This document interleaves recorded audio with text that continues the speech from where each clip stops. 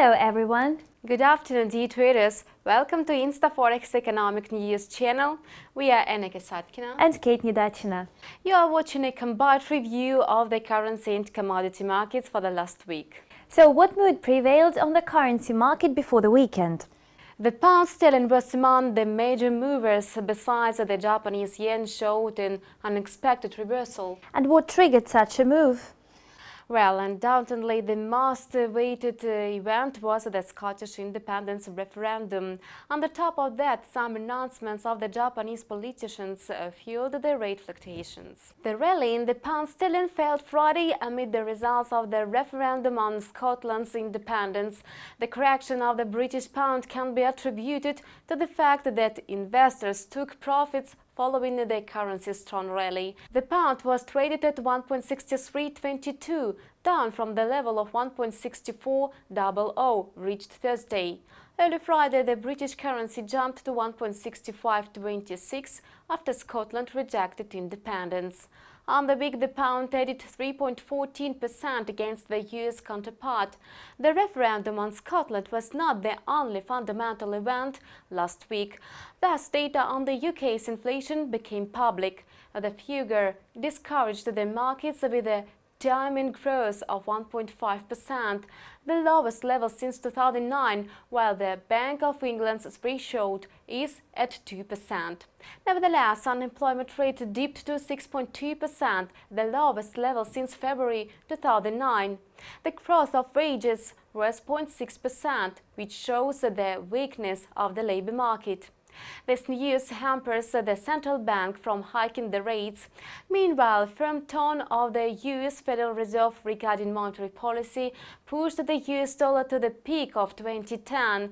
Janet Yellen reiterated the commitment to trim the QE by another $10 billion and hinted that the interest rates will remain at the lowest level. The Euro-USD pair fell to 1.2840 Friday from the 1.2920.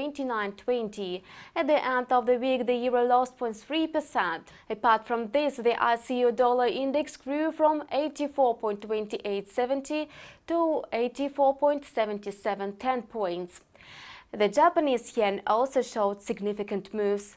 Thus, USD GPI went up to the fresh after-crisis high of 109.46 yen from the level of 108.62 yen on Thursday.